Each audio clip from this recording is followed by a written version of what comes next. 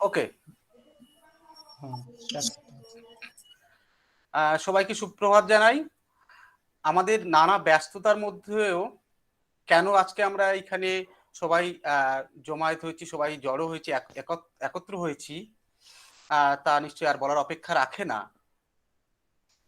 বাংলার নবজাগরণের পুরোধা, শিক্ষাবিদ, সমাজ সংস্কারক, গদ্যকার, বর্ণপরিচয় স্রষ্টা, সেই করুণাসাগর বিদ্যাসাগরের 200তম জন্ম শতবর্ষ বা 202তম জন্মদিন আজকে। বাঙালির জাতীয় জীবন যখন এক নিঃসীম নৈরাশ্যের কুহেলিকায় আচ্ছন্ন, কুসংস্কার যখন বাঙালির ধাতু প্রবৃত্তি হয়ে আমাদের বদ্ধ স্তব্ধ করে দিয়েছিল, নারীর অবমাননার ক্রন্দন যখন সমস্ত আকাশ বাতাসকে ব্যথিত করে আমাদেরকে ব্যথিত করেছিল, তখন এক চিরন্তন মানবতার আলোকবর্তিকা হাতে নিয়ে এক আশ্চর্য মানুষের আবির্ভাব, সব বদ্ধ দুয়ার ভেঙে কালো রাত্রি সব মুছে ফেলে সেখানে আলো ফেলে আমাদেরকে উদ্ভাসিত করেছিল।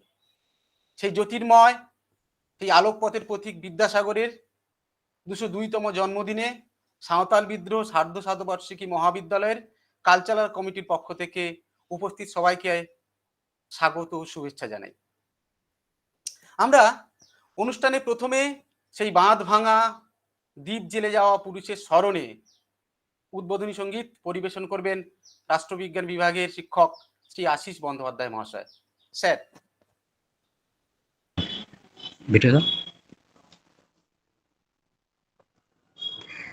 হ্যাঁ, শুনতে পাওয়া যাচ্ছে? হ্যালো। হ্যাঁ স্যার, শোনা যাচ্ছে। ওকে ওকে।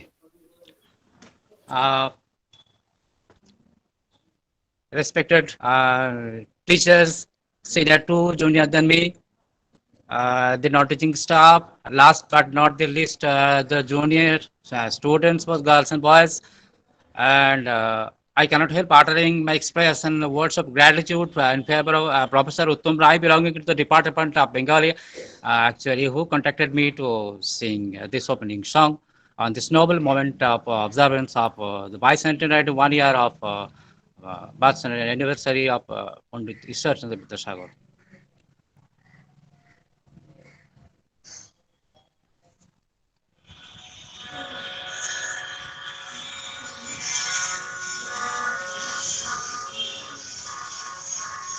ভেঙেছো দুয়ার এসেছো জ্যোতির্ময়, তোমারই হোক জয়।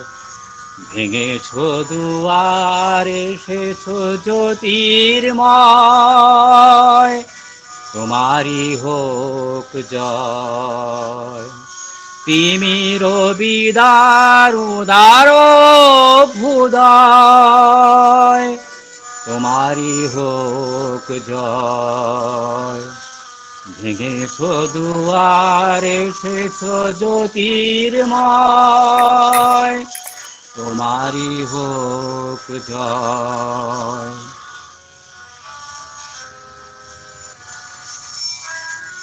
হে বিজয়ী বীর নবজীবনের প্রাতে, নবীন আশার খড়গ তোমার হাতে। হে বিজয়ী বীর নবজীবনের প্রাতে, নবীন আশার খড়গ তোমার হাতে। জীর্ণ আবেশ কাটো সুকঠোর হাতে, বন্ধন হোক ক্ষয়, তোমারই হোক জয়। ভেঙেছো দুয়ার এসেছো জ্যোতির্ময়, তোমারই হোক জয়।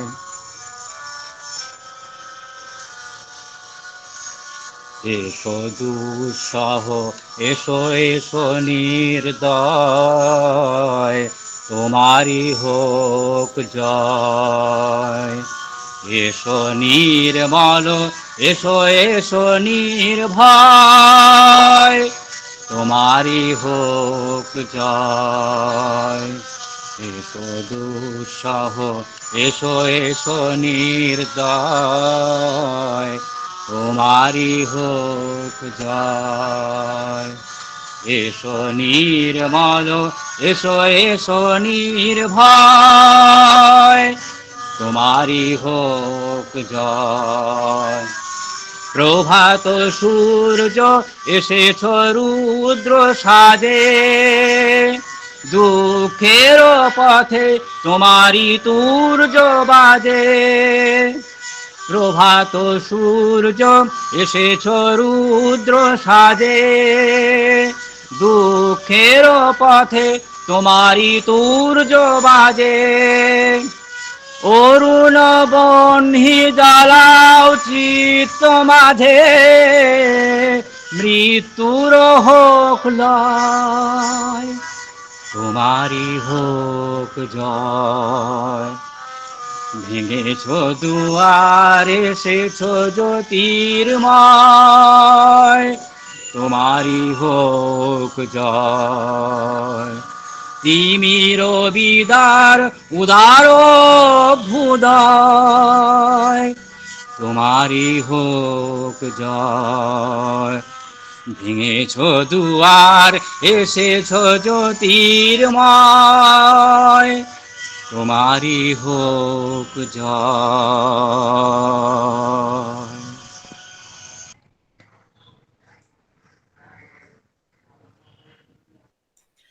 ধন্যবাদ স্যার। আপনার শারীরিক অসুস্থতা সত্ত্বেও যেভাবে আমাদের সহযোগিতা করেছেন, আমাদের অনুষ্ঠানের মূল সুরকে আপনি বেঁধে দিয়েছেন, তার জন্য আপনার কাছে আমরা কৃতজ্ঞ।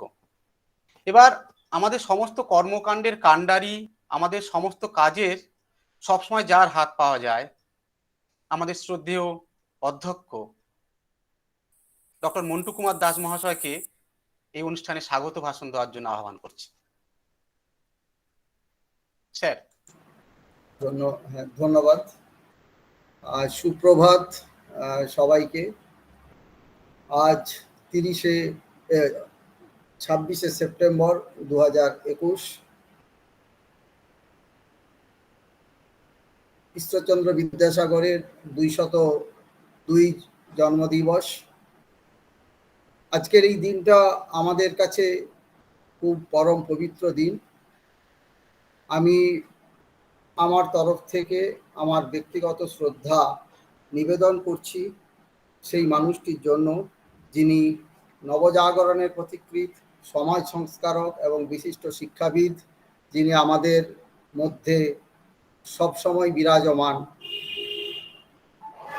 তো আজকে এই মহাবিদ্যালয়ের কালচারাল কমিটির পক্ষ থেকে যে এক দিবসীয় রাজ্যস্তরীয় আলোচনা সভার আয়োজন হয়েছে, স্মরণে বিদ্যাসাগর। এই অনুষ্ঠান মূলত দুটি পর্বে হচ্ছে। প্রথম পর্ব সকালবেলা, যেখানে আমার মহাবিদ্যালয়ের অধ্যক্ষা, শিক্ষাকর্মী, ছাত্রছাত্রীরা করে থাকবেন, অংশগ্রহণ করবেন। এবং দ্বিতীয় পর্বে আমরা আমাদের মধ্যে পাবো ডক্টর জয়দীপ ঘোষ এবং ডক্টর নির্মল্য কুমার ঘোষ। এনারা বিশিষ্ট অধ্যাপক, বাংলা বিভাগের, একজন যাদবপুর বিশ্ববিদ্যালয়, অন্যজন গৌরমোহন শচীন মহাবিদ্যালয়ের। আমরা তাদেরকেও আমরা স্বাগত জানিয়ে দেব পরবর্তী অধ্যায়ে। আমরা যে অতিমারির মধ্য দিয়ে 1.5 বছর ধরে চলেছি সেটা আমাদের সবার জানা, কিন্তু আমরা কিন্তু পিছিয়ে নেই। আমরা সমস্ত কার্যক্রম সুন্দরভাবে পরিচালনা করার জন্য আমরা এগিয়ে চলেছি। এবং আজকে আমরা যে মানুষটির জন্মদিবসকে স্মরণ করছি, সেই বিদ্যাসাগর, যিনি বাংলা এবং বাঙালিকে কেবলমাত্র শক্ত ভিতের উপর দাঁড় করিয়ে দেননি, আমাদের যে ঐতিহ্য, তার ধরন ধারণকে নির্মাণ করেছেন এই মহৎ প্রাণ। আসলে আমাদের প্রতিদিনের যাপনে বিদ্যাসাগরকেই অনুসরণ করি। আমাদের বলতে ভালো লাগে যে এই বাঙালি মেদিনীপুরের মাটিতেই জন্মগ্রহণ করেছেন এবং সমাজ সংস্কার থেকে শুরু করে শিক্ষাকে তিনি ভবিষ্যতে ঢেলে সাজাবেন, তার প্রাথমিক পাঠ তিনি এই মাটি থেকেই নিয়েছিলেন। বাংলার নবজাগরণের অগ্রপথিক এই মহান ব্যক্তিত্ব না থাকলে আজকে নারী তার স্ব অধিকার থেকে বিচ্যুত হয়ে ঘরের কোণে আবদ্ধ থাকতো। বিদ্যাসাগর সেই ব্যক্তি যিনি কেবল জ্ঞানের পাদপীঠে বসে সমাজকে দেখেননি, তিনি নেমে এসেছেন সবার মাঝে এবং সেই জ্ঞানের আলোয় আলোকিত করার জন্য। আজকের দিনে আমরা বলতে পারি তিনি কেবল আমাদের বর্ণ পরিচয়ে জ্ঞান দেননি, তিনি আমাদের হাত ধরে ধরে জীবনের প্রতিটি ক্ষেত্রকে আমাদের পরিচয় করিয়েছেন। ফলে বিদ্যাসাগর আমাদের মননে স্মরণে প্রতিটি মুহূর্তে জাগ্রত বিবেক হয়ে বিরাজ করে।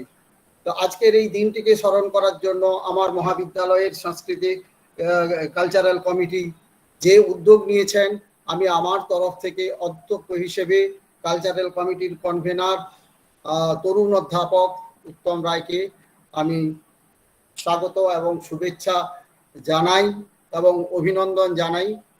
এবং সেই সঙ্গে এই কমিটির সমস্ত মেম্বারদের আমি অভিনন্দন জানাই। এবং এই কাজ করার জন্য আমাদের এই তরুণ অধ্যাপকেরা এগিয়ে এসেছেন, তার ব্যাকগ্রাউন্ডে যারা রয়েছেন এই কলেজের পরিচালন সমিতি এবং সিনিয়র অধ্যাপক অধ্যাপিকারা, যারা একটা মেন ফ্রেম তৈরি করে দিয়েছিলেন যে আমরা সারা বছর ধরে কোন কোন অনুষ্ঠানগুলো কিভাবে উদযাপন করব। তাই তাদেরকে আমি সবাইকে ধন্যবাদ জানাই। আমি ধন্যবাদ জানাই আমার টিচার্স কাউন্সিলের সেক্রেটারি ডক্টর নাসরিন খান, ওনাকে ধন্যবাদ জানাই।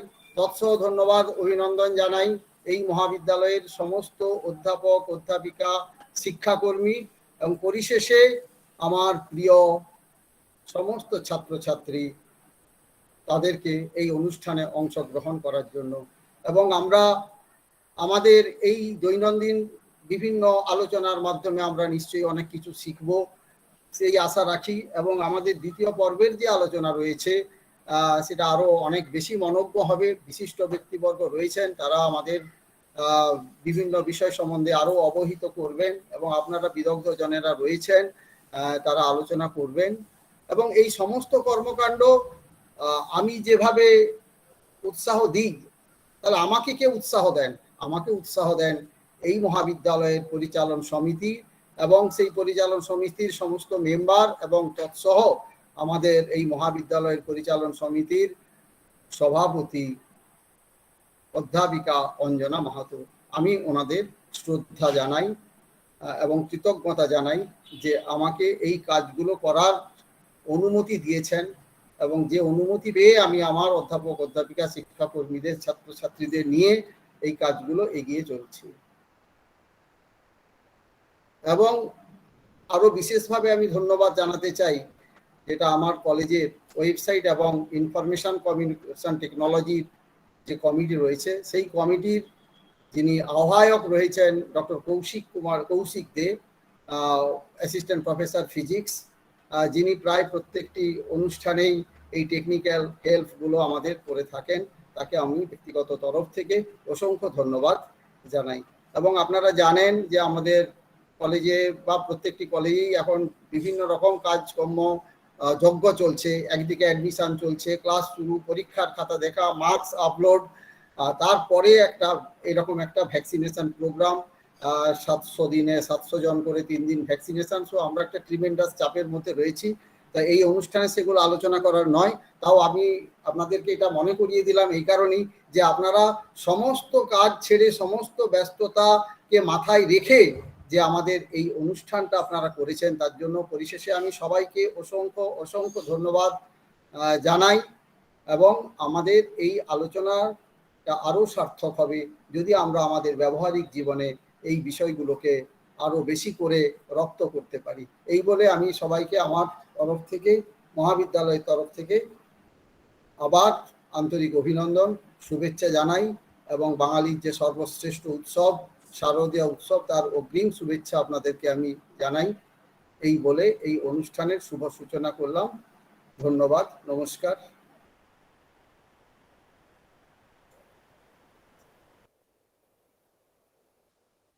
ধন্যবাদ স্যার আপনাকেও।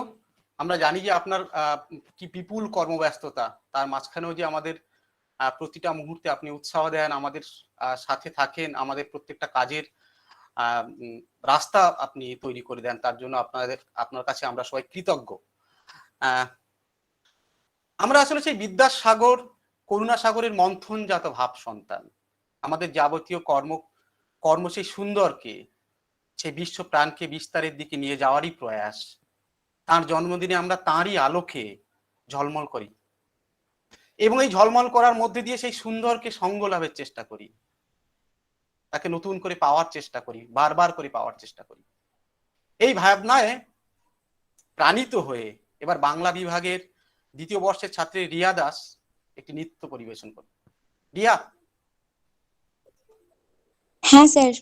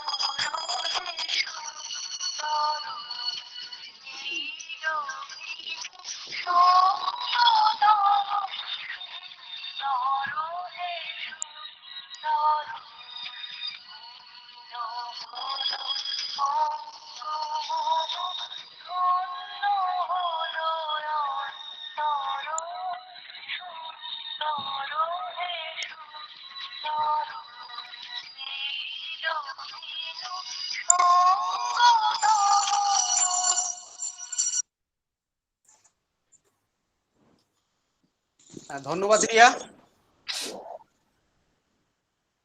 আমরা জানি বিদ্যাসাগরের প্রতিভা বহুধা বিস্তীর্ণ।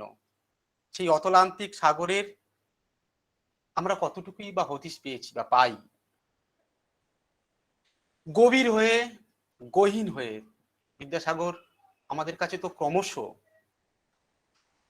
আমাদের কাছে তিনি অজানা হয়ে থাকেন।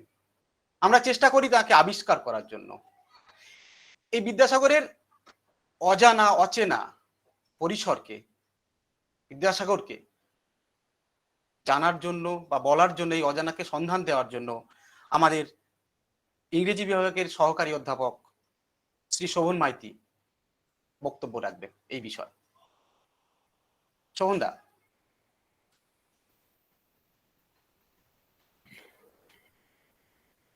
ধন্যবাদ। সুপ্রভাত সবাইকে।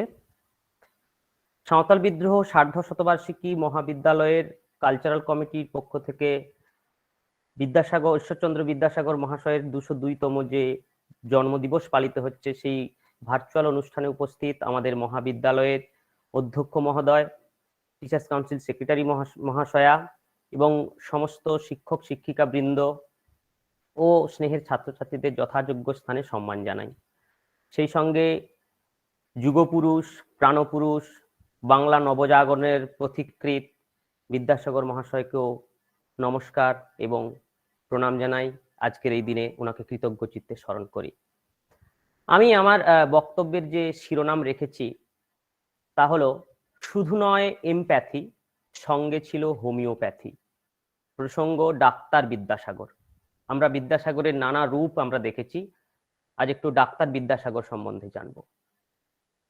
দয়ার সাগর, করুণা সাগর, নির্ভীক শিক্ষক, আপোষহীন শিক্ষা প্রশাসক, বর্ণ পরিচয় সহ অসংখ্য পুস্তক প্রণেতা, পুস্তক ব্যবসায়ী, সুদক্ষ সমাজ সংস্কারক ও অক্লান্ত সমাজকর্মী রূপে আমরা সবাই বিদ্যাসাগর মহাশয়কে চিনি।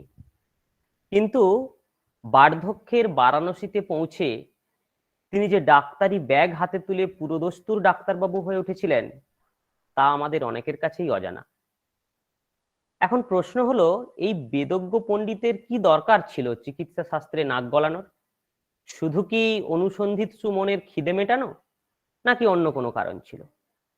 চলুন দেখে নেওয়া যাক সেই আগ্রহের পটভূমি কি ছিল। সালটা ছিল 1866। বহুদিন শিরোপীড়ায় কষ্ট পাওয়া বিদ্যাসাগর প্রচলিত সমস্ত চিকিৎসা পদ্ধতি প্রয়োগ করেও স্বস্তি পাচ্ছিলেন না।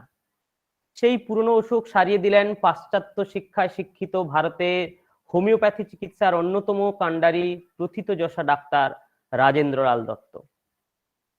প্রখ্যাত জার্মান হোমিওপ্যাথি চিকিৎসক স্যামুয়েল হ্যানিম্যান কর্তৃক আবিষ্কৃত হোমিওপ্যাথির এই গুণে বিদ্যাসাগর মশাই রীতিমতো হতবাক।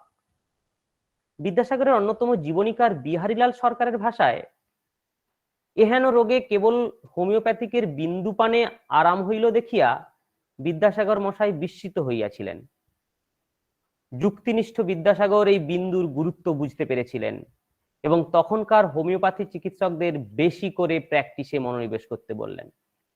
কিন্তু বিধিবাম, জনসাধারণের মধ্যে হোমিওপ্যাথির প্রতি তীব্র অনীহা। ইউরোপের প্রখ্যাত ডাক্তারগণ এসেও বিশেষ একটা সুবিধা করতে পারলেন না।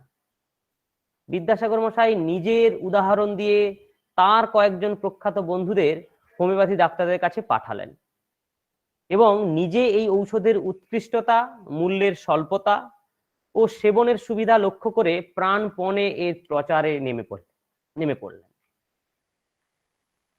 দারিদ্র্যক্লিষ্ট মহামারী বিদ্ধ এই পোড়া দেশে হোমিওপ্যাথি চিকিৎসা পদ্ধতি বিদ্যাসাগরের কাছে যথার্থ এবং বাস্তবসম্মত মনে হয়েছিল। তিনি কাজের সুবাদে হুগলি, মেদিনীপুর, বর্ধমান, নদিয়ার প্রত্যন্ত অঞ্চলে ঘুরেছেন। প্রত্যক্ষ করেছেন গ্রামের দরিদ্র মানুষের স্বাস্থ্য পরিষেবাহীন অস্বাস্থ্যকর দিনলিপি। সংবেদনশীল সহানুভূতি সম্পন্ন বিদ্যাসাগর মশাই আর স্থির থাকতে পারলেন না। করুণাসিক্ত হৃদয় ঝাঁপিয়ে পড়ল পরোপকারে।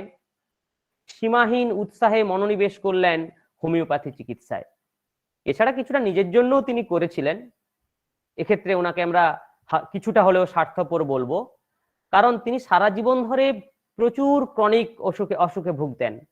তার মধ্যে যেমন ছিল পেট ব্যথা, কোষ্ঠবদ্ধতা, উদরাময়, রক্ত আমাশা ইত্যাদি ইত্যাদি। সেগুলি থেকেও একটা পরিত্রাণের উপায় তিনি খুঁজছিলেন। তাই কোনো সাময়িক শখ বা শৌখিনতায় নয়, ইউরোপীয় ঘরানার এই চিকিৎসা পদ্ধতি তিনি কঠিন অধ্যবসায়ের মাধ্যমে আয়ত্ত করেছিলেন। প্রৌঢ় বয়সে এসেও শিক্ষার্থীর নিষ্ঠা নিয়ে তিনি শিখেছিলেন সবকিছু। তার সহোদর শম্ভুচন্দ্র বিদ্যারত্নের কথায় বিদ্যাসাগর মহাশয় প্রতি বছর বিলাতের বিখ্যাত বেরিনি এবং থ্যাকার কোম্পানির কাছ থেকে অর্ডার দিয়ে অনেক টাকার পুস্তক আনাতেন, আর তার লাইব্রেরি ঠাসা থাকতো এইসব বইতে। বিদেশে সদ্য প্রকাশিত হোমিওপ্যাথির বই তিনি পেলেই তা কিনে গোগ্রাসে গিলতেন। অ্যানাটমি শেখার জন্য নরকঙ্কাল পর্যন্ত তিনি বাড়িতে কিনেছিলেন, আর তার জন্য প্রথমাফিক টিউশন নিয়েছেন বিখ্যাত অ্যানাটমির অধ্যাপক ডক্টর চন্দ্রমোহন ঘোষের কাছ থেকে। হোমিওপ্যাথি চিকিৎসায় রোগলক্ষণ পর্যবেক্ষণ, তার লিপিবদ্ধকরণ জরুরি। বিদ্যাসাগরের জীবনীকার ইন্দ্রমিত্র বিদ্যাসাগর মহাশয়ের এরকম একটি ডায়েরির কথা উল্লেখ করেছেন যেখানে 9 জন মানুষের কেস হিস্ট্রির পুঙ্খানুপুঙ্খ বিবরণ রয়েছে। সেই সব রোগগুলো প্রকৃতি ভিন্ন ভিন্ন ছিল, কিন্তু তাদের মধ্যে ছিল বমি, হিক্কা, ক্ষুধামন্দা, অম্বল, গোড়ালি ব্যথা, পেট ব্যথা, নিতম্বে ফোড়া থেকে আরম্ভ করে জরায়ুর ক্যান্সার, এমনকি অতিরিক্ত রজস্রাব ও সাদাস্রাব প্রভৃতি মেয়েলি অসুখের উল্লেখ এবং তার প্রতিকারের ঔষধের কথা লেখা আছে। শেষোক্ত যে দুটো অসুখের কথা বললাম, সেই দুটো অসুখের রোগিণী ছিল যথাক্রমে তার কন্যা অর্থাৎ বিদ্যাসাগর মশাইয়ের কন্যা এবং তার পুত্রবধূ। ভাবা যায় 19 শতকের পটভূমি, সেখানে একজন পুত্রবধূ তার চিকিৎসক শ্বশুরের কাছে স্ত্রী রোগের বিবরণ দিচ্ছেন, আর তার চিকিৎসক শ্বশুর তার চিকিৎসা করাচ্ছেন এবং তার নথিও রাখছেন। এ সত্যিই এক বৈপ্লবিক প্রচেষ্টা, আর বিদ্যাসাগরের মতো দৃঢ় চেতা ও অকুতভয়ের পক্ষেই বোধহয় সম্ভব হয়েছিল।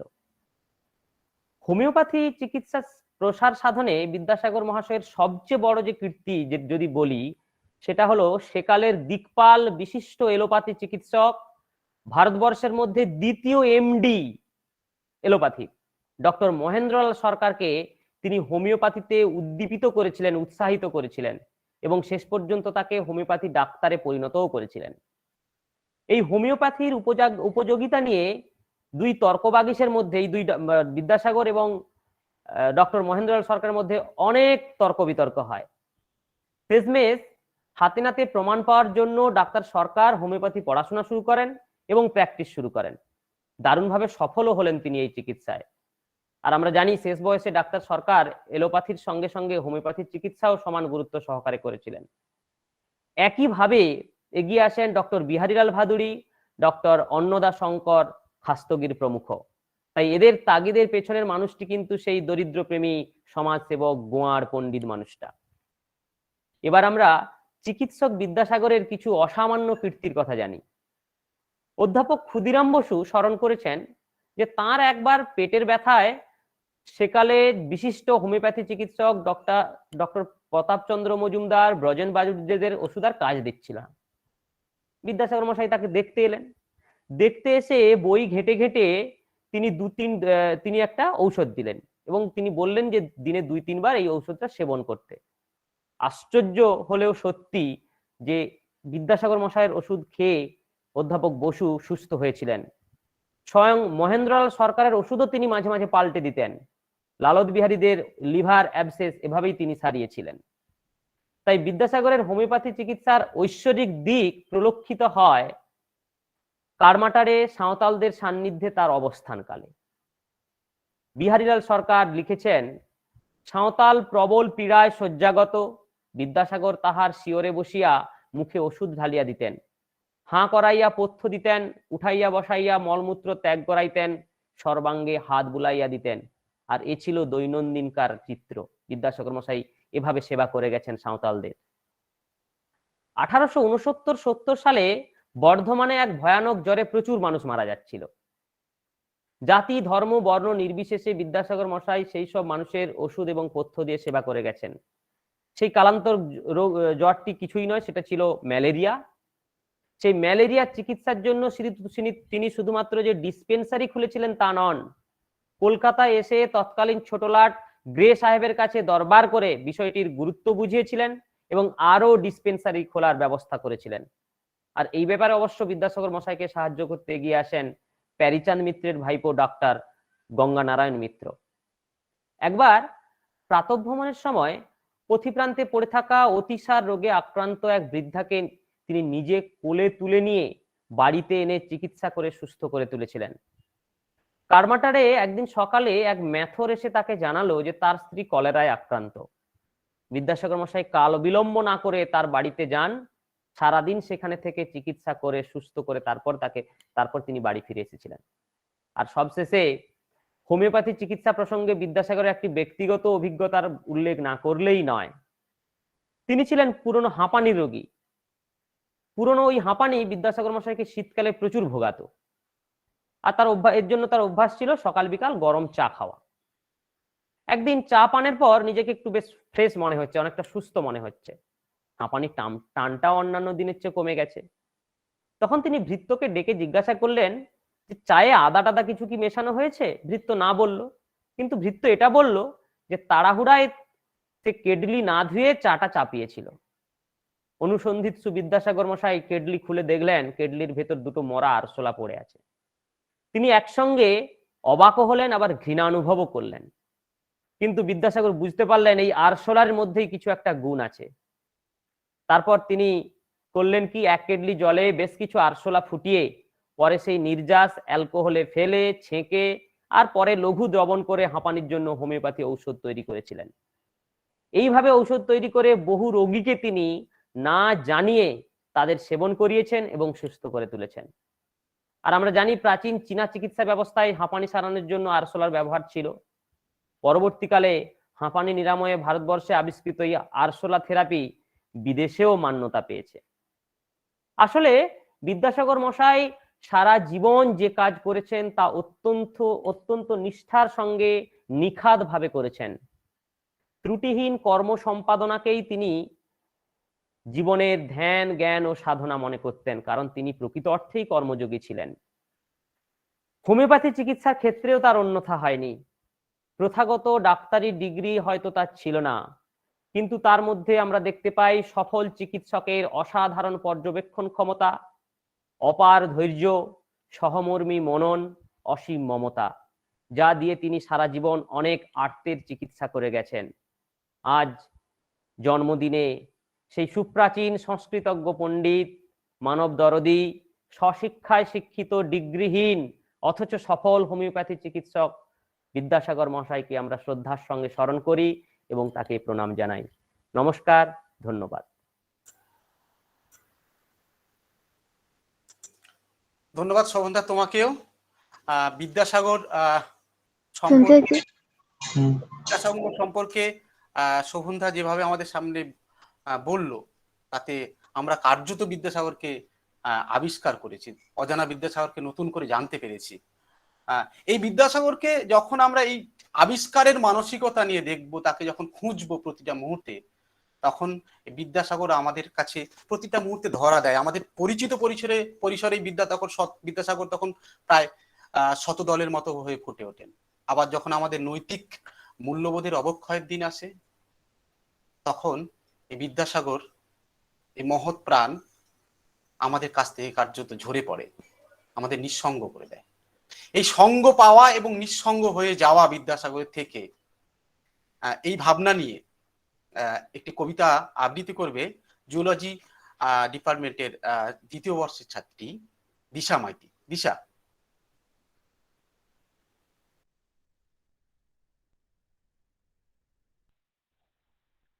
নমস্কার, আমার নাম দিশা মাইতি। আমি সাঁওতাল বিদ্রোহ সদ্য শতবার্ষিকী মহাবিদ্যালয়ের দ্বিতীয় বর্ষের ছাত্রী। আজ বিদ্যাসাগরের জন্মদিন উপলক্ষে মহুয়া সমাদ্দারের লেখা আমার ঈশ্বর কবিতাটি আবৃত্তি করে শোনাচ্ছি। আজ আমরা নারী শিক্ষা, নারী স্বাধীনতা ইত্যাদি নানা বিষয় নিয়ে নানা চিন্তিত, কিন্তু যে মানুষটা প্রথম আমাদের কন্যা সন্তানকে মানুষ ভেবেছিলেন, তিনি বোধহয় আমাদের ঈশ্বর। পাঠশালা বা বর্তমানে স্কুল যে মেয়েদের শিক্ষারাঙিনা, তাকে আমরা সত্যি ভেবেছিলাম এই মানুষটা ভাবার আগে? একটা 7-8 বছরের মেয়ে সাদা থান পরে বিধবার একাদশী পালন করে কাটিয়ে দিত গোটা জীবনটা। এই মানুষটা যদি না আসতেন, হয়তো আজও আমরা সেদিনের সাক্ষী থাকতাম। বাল্যবিবাহ আর যাই করুক না কেন, একটা শিশুকে বিয়ের আগে মেয়ে কিংবা নারী করে গড়ে তোলার প্রধান অন্তরায় ছিল ঈশ্বর এলেন, দেখলেন এবং রক্ষা করলেন। আজ আমার আপনার মেয়ে স্বপ্ন দেখে আকাশ ছোঁয়ার, কিন্তু ঈশ্বর ছাড়া সে স্বপ্ন দেখার সাধ্য থাকলেও সাধ্য থাকতো না।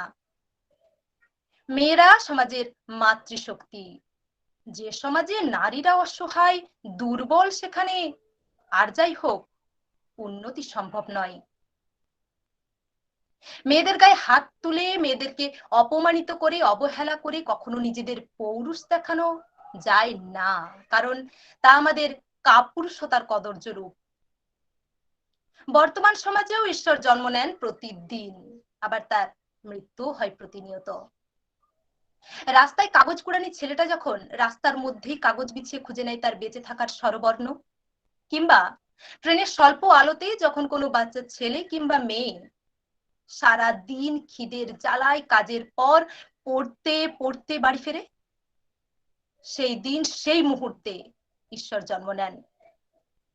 আবার যখন কোনো পুরুষ কিংবা নারী অসহায়ের দিনে নিজেদের প্রাণ দিয়ে অন্যকে সাহায্য করে, অথবা নিজেদের খাবার অনায়াসে কোনো অসহায় অভুক্ত মানুষকে দিয়ে দেয়, ঈশ্বরের জন্ম হয় তখন। আবার যখন কোনো বিধবা অথবা ডিভোর্সি মেয়েকে অপমানিত হতে হয়, অসম্মানের আগুনে আমরা দগ্ধ করি তাকে, ঈশ্বরের মৃত্যু হয় তখন।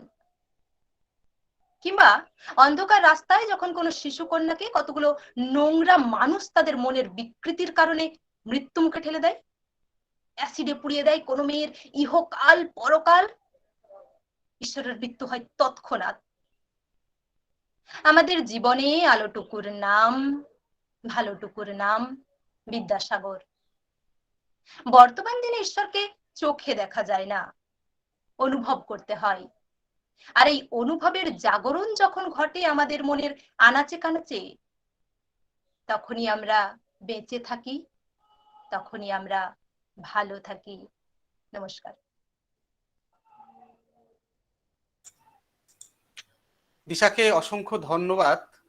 বিদ্যাসাগরকে পাওয়া এবং পাওয়ার যে কৌশল বা পাওয়ার কৌশলের থেকে বলবো আমরা তাকে কিভাবে পেতে পারি, কিভাবে আমরা সেই করুণা সাগর বিদ্যাসাগরের মধ্যে নিজেকে নিমজ্জিত করতে পারি, সেখান থেকে আমরা আমাদের প্রয়োজনীয়, সেখান থেকে আমরা জীবনের পাঠ নিতে পারি।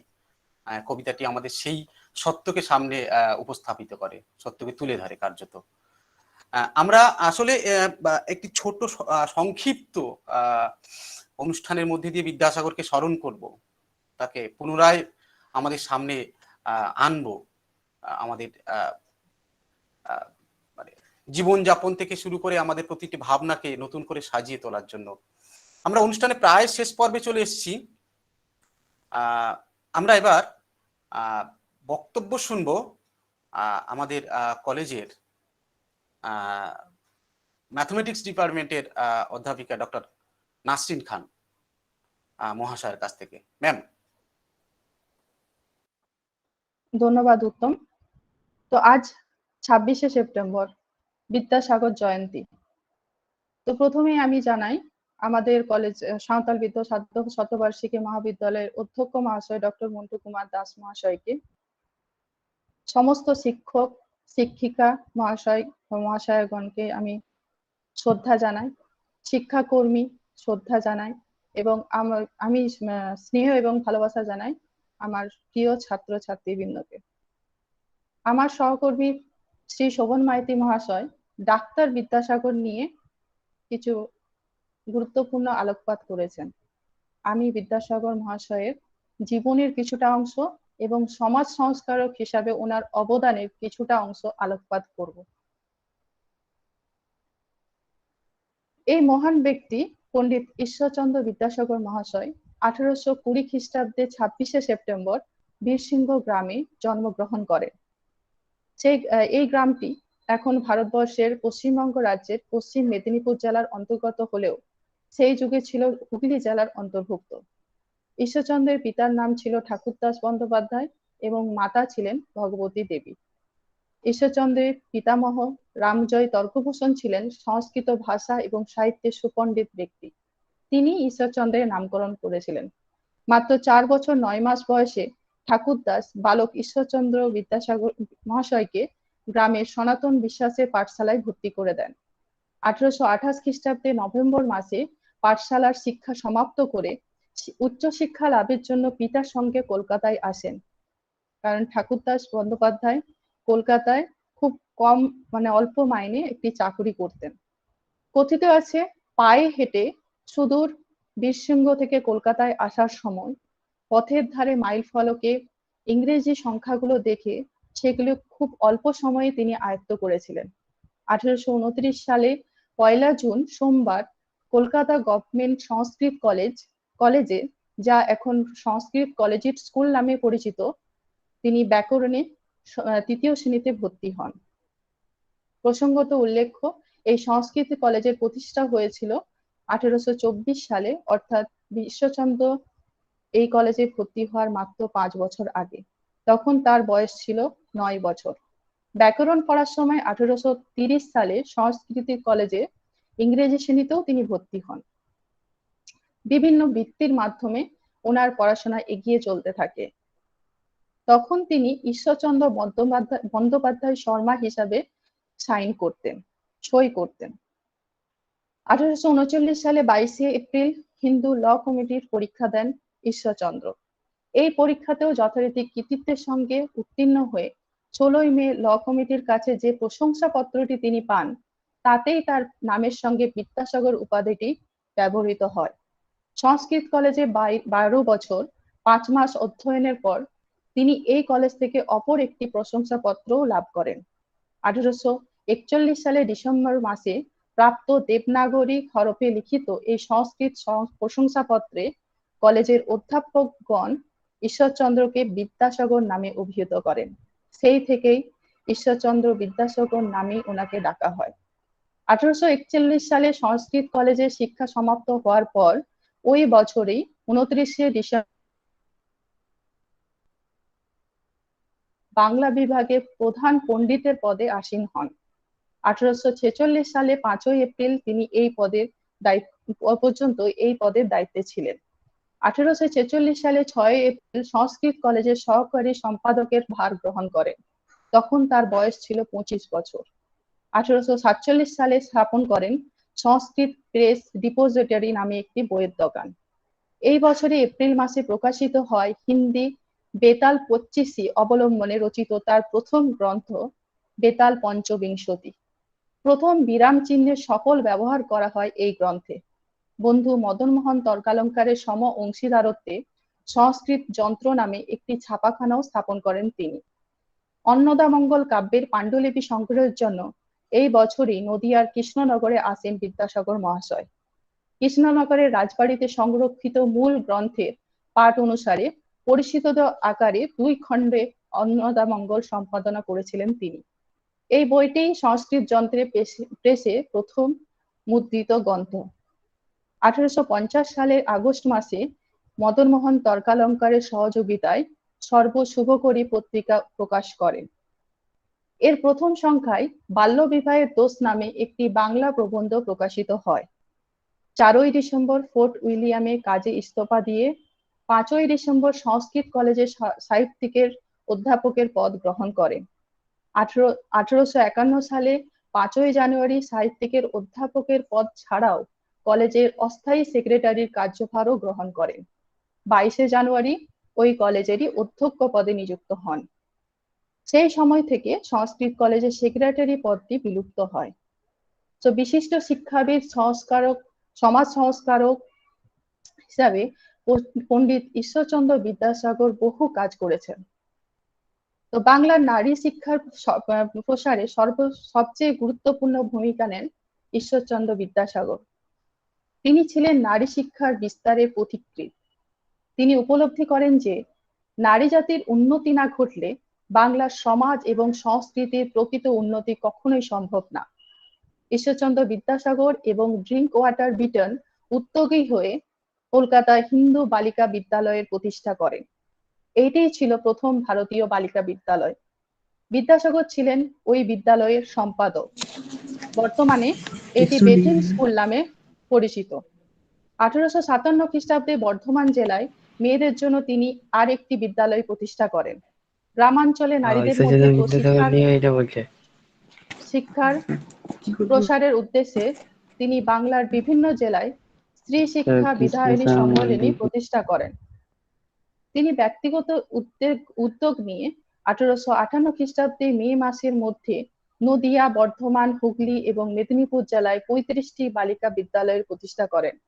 প্রায় 1300 ছাত্রী ওই স্কুলগুলিতে পড়াশোনা করত। পরবর্তীকালে তিনি সরকারের কাছে তদবির করতে থাকেন এবং সরকার ওই স্কুলগুলোকে কিছু আর্থিক ব্যয়ভার বহন করার জন্য রাজি হয়। 1864 খ্রিস্টাব্দে বাংলায় বালিকা বিদ্যালয়ের সংখ্যা দাঁড়ায় 288টি। এরপর কলকাতায় 1872 খ্রিস্টাব্দে মেট্রোপলিটন ইনস্টিটিউট, যা বর্তমানে এখন বিদ্যাসাগর কলেজ নামে পরিচিত, এবং তিনি নিজের মায়ের উদ্দেশ্যে নিজের গ্রাম বীরসিংহে ভগবতী বিদ্যালয়ের প্রতিষ্ঠা করেন। এহেন সংস্কৃত শাস্ত্রের বিরাট পণ্ডিত হয়েও এবং পাশ্চাত্য শিক্ষা ও সংস্কৃতি গ্রহণ করতে একবারের জন্য দ্বিধা করেননি ঈশ্বরচন্দ্র বিদ্যাসাগর মহাশয়। নারী মুক্তি আন্দোলনের প্রবল সমর্থক তিনি ছিলেন। হিন্দু বিধবাদের অসহনীয় দুঃখ, তাদের প্রতি পরিবারবর্গের অন্যায়, অবিচার, অত্যাচার গভীরভাবে ব্যথিত করেছিল তাকে। এই বিধবাদের মুক্তির জন্য তিনি আজীবন সর্বস্ব পণ করে সংগ্রাম করেছেন। হিন্দু শাস্ত্র উদ্ধৃত করে তিনি প্রমাণ করেছেন যে লোকাচার ধর্মের নামে সমাজে প্রচলিত, তা আসলে ধর্ম বহির্ভূত স্থবিরতার আচার মাত্র। তার আন্দোলন অবশ্য সফলও হয়েছিল। 1856 সালে সরকার বিধবা বিবাহ আইন সিদ্ধ ঘোষণা করেন। তবে শুধু আইন প্রণয়নে ক্ষান্ত থাকেননি বিদ্যাসাগর মহাশয়। তার উদ্যোগে একাধিকবার বিধবা বিবাহ অনুষ্ঠান আয়োজিত হয়েছে। তার নিজ পুত্র নারায়ণচন্দ্র এক ভাগ্যহীনা বিধবাকে বিবাহ করেন। শুধু কলকাতায় নয়, নারী মুক্তির বার্তা বাংলার গ্রামে গ্রামে ঘরে ঘরে পৌঁছে দিতে বিভিন্ন জেলাতেও বালিকা বিদ্যালয় স্থাপন করে নারী শিক্ষার সপক্ষে জোর প্রচার চালাতেন। যদিও এই উদ্যোগও সমাজের অনেক গণ্যমান্য ব্যক্তিত্ব দ্বারা নিন্দিত হতো। স্বয়ং কবি ঈশ্বরচন্দ্র গুপ্ত পর্যন্ত অত্যন্ত হীন বাক্যবাণে নারী মুক্তি আন্দোলনে ব্যঙ্গ করেছেন। তবুও তার জীবদ্দশাতেই নারী শিক্ষা আন্দোলন ব্যাপক জনপ্রিয়তা অর্জন করেছিল। তো ঈশ্বরচন্দ্র বিদ্যাসাগরকে বাংলা সাহিত্যে প্রথম সার্থক গদ্যকার বলে মনে করা হয়। যদিও তত্ত্বগতভাবে বাংলা গদ্যের জনক তিনি নন, কারণ বাংলা সাহিত্যের আগিনায় তার আগমনের বহু পূর্বেই গদ্য রচনার সূত্রপাত ঘটেছিল। কিন্তু সেই সব গদ্য ছিল শিল্পগুণ বিবর্জিত, নীরস এবং অনেক ক্ষেত্রে অসংলগ্ন বাক্য সমষ্টি। বিদ্যাসাগর সর্বপ্রথম বাংলা সাধু গদ্যের একটি মান্য ধ্রুপক নির্দেশনা করেন। প্রয়োজন বোধে সেই গদ্যে চলিত ভাষার গতিশীলতাও যুক্ত করেন। কল্পনা এবং স্বকীয় পাণ্ডিত্যের সংমিশ্রণে যে গদ্য ভাষার জন্ম তিনি দেন, তা ছিল অতীব সরস, সুমধুর, সুশ্রাব্য, ছন্দময় এবং গতিশীল। এই অর্থে তিনি ছিলেন বাংলা গদ্যের নব জন্মদাতা। তিনি বাংলা আধুনিক গদ্যের জনক। প্রসঙ্গত স্বরবর্ণ ব্যঞ্জন বর্ণের তিনি ছিলেন প্রতীকী। বিদ্যাসাগর রচিত কিছু গ্রন্থাবলীর মধ্যে শিক্ষামূলক কিছু গ্রন্থ হলো বর্ণ পরিচয় প্রথম এবং দ্বিতীয় ভাগ, ঋজু পাঠ প্রথম, দ্বিতীয় এবং তৃতীয় ভাগ, সংস্কৃত ব্যাকরণের উপক্রমিকা ইত্যাদি। তার অনুবাদ গ্রন্থের মধ্যে হিন্দি থেকে বাংলা যেমন বেতাল পঞ্চবিংশতি, সংস্কৃত থেকে বাংলা যেমন শকুন্তলা ইত্যাদি খুবই উল্লেখযোগ্য। তার ইংরেজি গ্রন্থ poetical selection from Goldsmith, selection from English literature, এবং তার কিছু মৌলিক গ্রন্থ হলো সংস্কৃত ভাষা এবং সংস্কৃত সাহিত্য বিষয়ক প্রস্তাবক, বিধবা বিবাহ চলিত হওয়া উচিত কিনা এত বিষয়ক প্রস্তাবক ইত্যাদি ইত্যাদি। তো বিংশ শতাব্দীর শেষার্ধে বিদ্যাসাগরের সম্মানে একাধিক উদ্যোগ গৃহীত হয়। 1981 সালে মেদিনীপুর শহরে স্থাপিত হয় তারই নামাঙ্কিত বিদ্যাসাগর বিশ্ববিদ্যালয়। 1992 সালে বিদ্যাসাগরের প্রয়াণ শতবর্ষ উপলক্ষে কলকাতা এবং হাওড়া শহরের মধ্যে সংযোগকারী অন্যতম গুরুত্বপূর্ণ সেতু, দ্বিতীয় হুগলি সেতু বিদ্যাসাগর সেতু নামে উৎসর্গিত হয়। এহেন বাংলা নবজাগরণের অন্যতম পুরোধা বিশিষ্ট ব্যক্তি ঈশ্বরচন্দ্র বিদ্যাসাগর মহাশয় প্রয়াত হন 1891 সালে 29 জুলাই। এহেন শিক্ষাবিদ, সমাজ সংস্কারক, বাংলা নবজাগরণের পুরোধা পণ্ডিত ঈশ্বরচন্দ্র মহাশয়ের জন্ম দ্বি-শতবার্ষিকী উপলক্ষে ওনাকে জানাই আমার অশেষ শ্রদ্ধা এবং কোটি প্রণাম।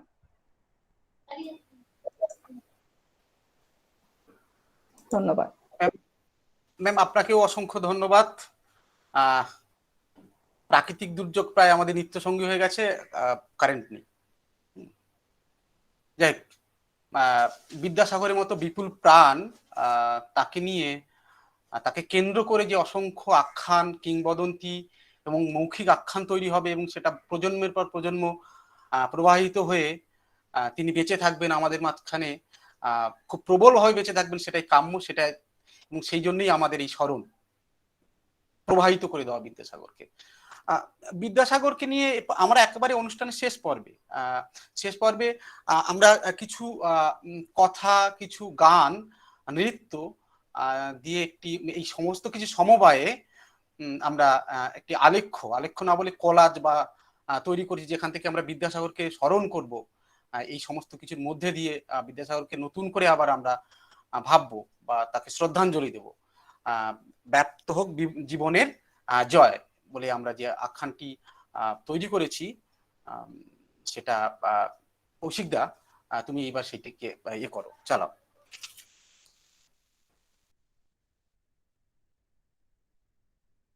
কৌশিকদা আছে তো? হ্যাঁ, দেখা যাচ্ছে? হ্যালো, হ্যাঁ কৌশিকদা। ওকে ওকে, ঠিক আছে।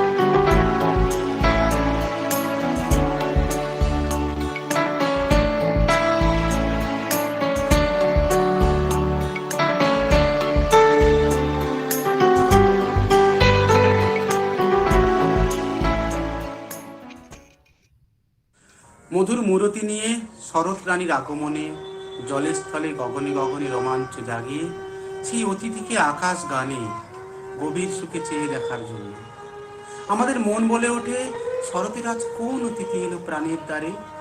মেঘাবরণ সরিয়ে দিয়ে সব বাধা টুটে দুয়ার খুলে হৃদয় মেলে তার অরুণ রাঙা চরণ, দেখতে পাই শিউলি ভেজা ঘাসে ঘাসে, আলো ছায়ার বনে বনে, আকাশ বিনা তারে তারে জাগে আগমনীর গান।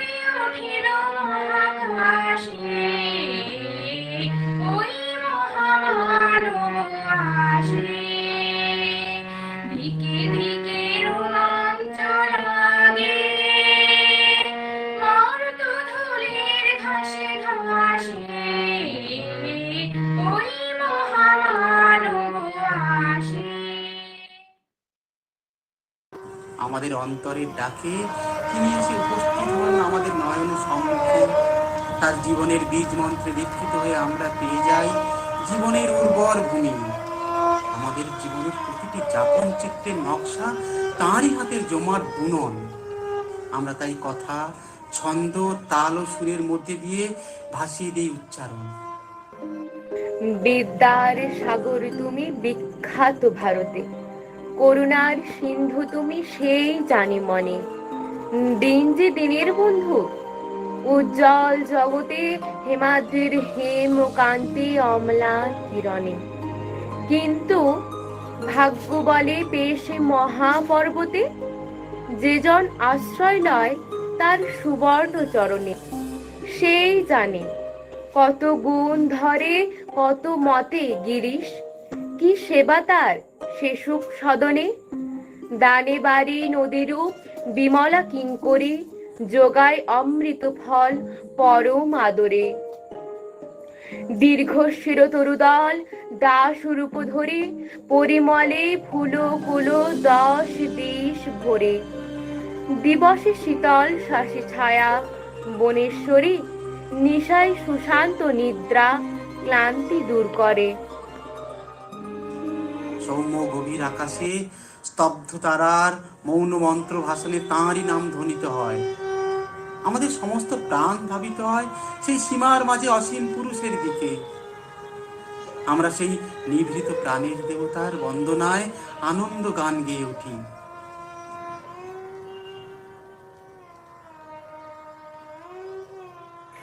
আকাশ জুড়ে শোনেন ওই বাজে, ওই বাজে।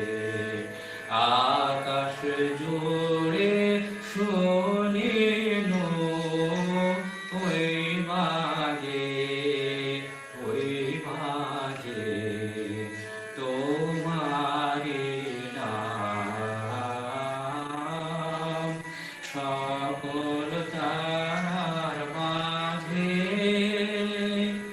ওই ভাগে, ওই ভাগে। আকাশ জুড়ে শোনেন ওই ভাগে, ওই ভাগে। সে নাম খানি নেমে এলো ভূমে, কখন আমার ললাট দিল ছুঁয়ে। সে নাম খানি নেমে এলো ভূমে, কখন আমার ললাট দিল ছুঁয়ে। শান্তি ধারায় বেদন গেল ধুয়ে, আপন আমার আপনি মরে লাজে, ওই বাজে, ওই বাজে। আকাশ জুড়ে শোনেন ওই বাজে, ওই বাজে। মন মিলে যায় আজ ওই নীরব রাতে, তারায় ভরা ওই গগনের সাথে। মন মিলে যায় আজ ওই নীরব রাতে, তারায় ভরা ওই গগনের সাথে। অমনি করে আমার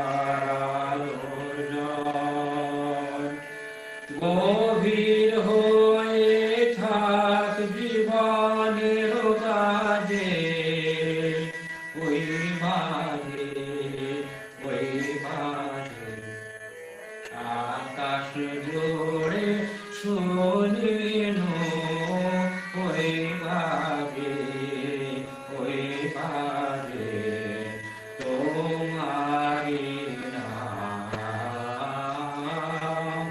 সকল তারার মাঝে ওই মাঝে ওই মাঝে আকাশ জুড়ে শোনিল ওই মাঝে ওই মাঝে।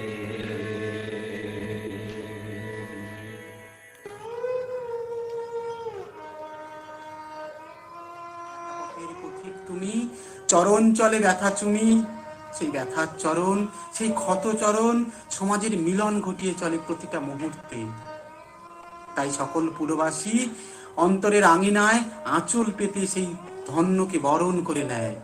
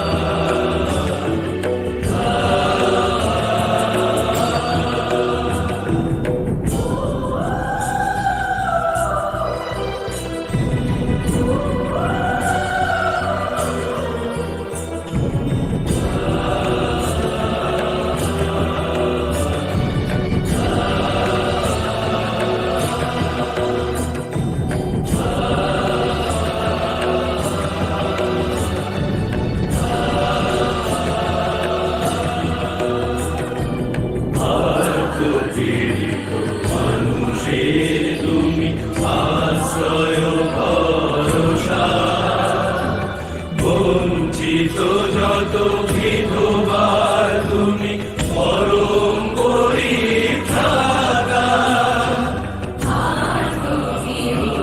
মানুষের তুমি আশ্রয় ভরসা, বঞ্চিত যত বিধবার তুমি পরম পরিত্রাতা। করুণা সাগর চিন্তাসাগর ধন্য তোমার প্রাণ। করুণা সাগর চিন্তাসাগর ধন্য তোমার প্রাণ। বঙ্গভূমি আকাশে বাতাসে তোমারই জয়গান।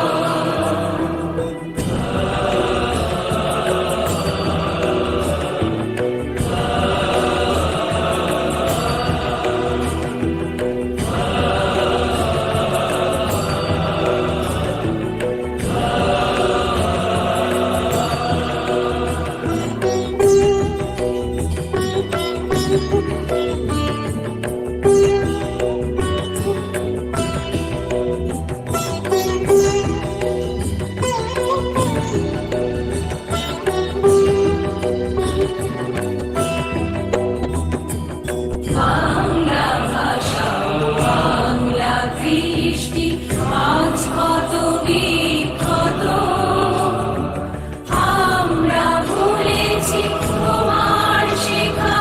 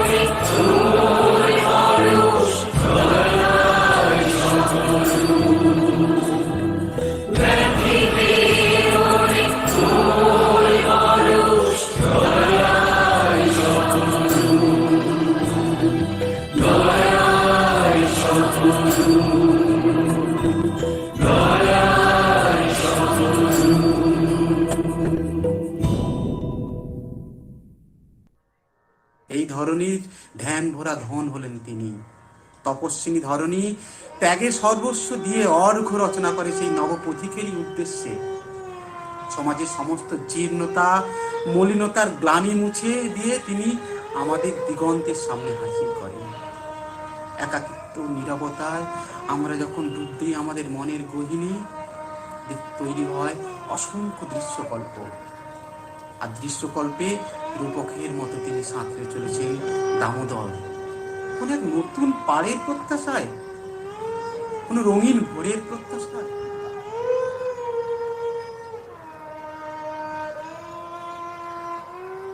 বিদ্যাসাগর বাবু, বিদ্যাসাগর মশাই, তুমি কেমন আছো?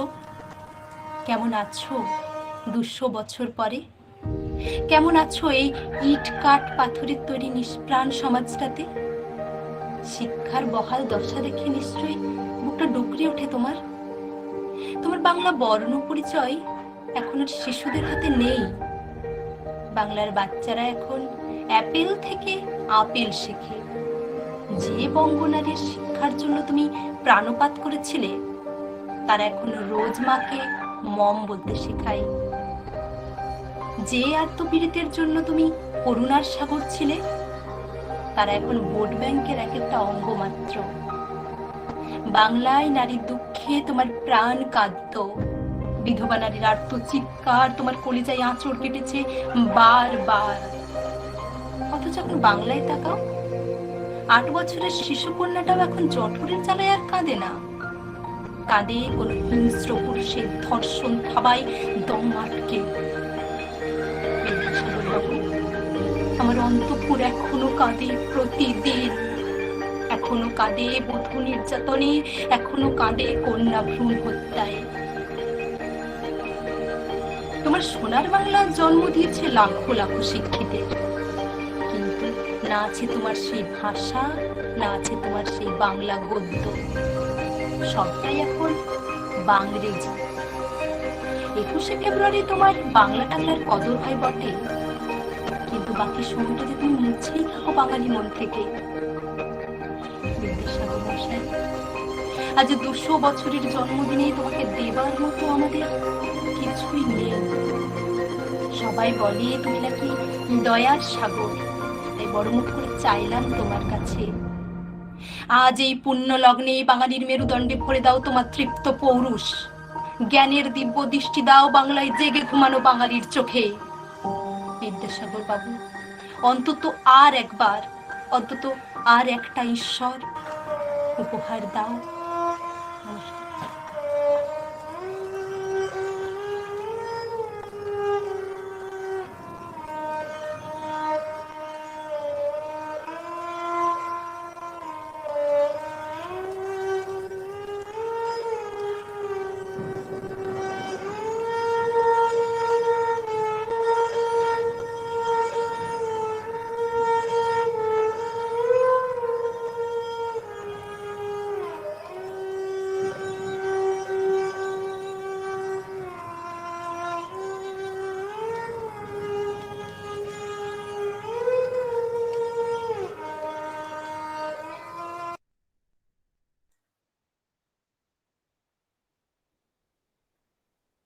ধন্যবাদ সবাইকে।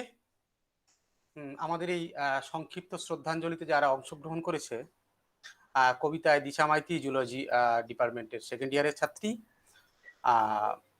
নৃত্যে প্রীতম সুরাল। হ্যাঁ স্যার, আমি কিছু বলতে চাই, মানে বক্তৃতা। না না, এখন শিডিউলের বাইরে কিছু হবে না। উত্তম, কি করে হবে শিডিউল? উত্তম কন্টিনিউ পরের কোন অনুষ্ঠানে। হ্যাঁ, নৃত্যে প্রীতম সুরাল জিওলজি ডিপার্টমেন্টের সেকেন্ড ইয়ারের ছাত্র, কবিতায় শিউলি বিশ্বাস জিওগ্রাফি সেকেন্ড ইয়ারের ছাত্রী, এবং গানে রিমা প্রতিহার ইংলিশ ডিপার্টমেন্টের সেকেন্ড ইয়ারের ছাত্রী, এবং আমাদের শ্রদ্ধেয় স্যার আশিস বাবু। আমরা একদম অনুষ্ঠানের শেষ, কিন্তু অনুষ্ঠানের শেষটুকুতে আমরা কিছু কথা না বললেই কোনোভাবেই এই অনুষ্ঠানটা সমাপ্ত হয় না। যাদের নেপথ্যে যারা থেকেছেন, যারা এই অনুষ্ঠানটিকে, বিদ্যাসাগর স্মরণকে আরো মহিমান্বিত করে তুলেছেন, তাদের নাম এই প্রসঙ্গে আমাদের উল্লেখ করতেই হয়। আমরা সবার প্রথমে আমরা শ্রদ্ধা জানাবো, কৃতজ্ঞতা জানাবো প্রিন্সিপাল স্যার মহাশয়কে, ডক্টর মন্টু কুমার দাস মহাশয়কে। ওনার সহযোগিতা, ওনার পরামর্শ ছাড়া আমাদের এই অনুষ্ঠানটা কোনোভাবেই আমরা করতে পারতাম না সফলভাবে। এরপরেই আমরা আমাদের কলেজের পরিচালন সভাপতি যিনি আছেন অঞ্জনা মাহাতো মহাশয়াকে আমাদের কৃতজ্ঞতা জানাই। এবং বিশেষ করে এখানে কৃতজ্ঞতা জানাতেই হয় আমাদের মানে সবাইকে, কালচারাল কমিটি যারা সদস্য সবাইকে, তাদের সাথে বসে তাদের নানাবিধ আলাপ চারিতার মধ্যে দিয়ে আমরা এই অনুষ্ঠানটার খসড়া স্ক্রিপ্ট তৈরি করেছি এবং তাদেরকে আমার তরফ থেকে কৃতজ্ঞতা জানাই। এই অনুষ্ঠানটা পুরোটাই প্রযুক্তিগত যে দিক, এবং যেটা খুব জটিল এবং যেটা সব থেকে মানে সমস্যার দিক, সেই দিকটা পুরো একা হাতে সামলেছেন কৌশিকদাকে আমার পক্ষ থেকে, কালচারাল কমিটির পক্ষ থেকে অসংখ্য ধন্যবাদ, কৃতজ্ঞতা। এবং এই অনুষ্ঠানটি ফ্লায়ার এবং এর সূচি তৈরি করার ক্ষেত্রে কৃষ্ণপদ দাস অধিকারী মহাশয় যেভাবে নিখুঁতভাবে, যেভাবে বারবার করে আমার সাথে কথা বলে এটাকে তৈরি করছেন, ওনাকে আমাদের কৃতজ্ঞতা জানানোর ভাষা নেই। উনি সমস্ত ক্ষেত্রে ওনার আন্তরিক সাহায্য আমরা সবসময় পেয়ে থাকি। এছাড়া এই পুরো অনুষ্ঠানটিকে নানাভাবে অরূপবাবু, শোভনদা, সোনাদি, নাসরিন ম্যাম, এনারা আমাকে নানাবিধভাবে সাহায্য করছেন।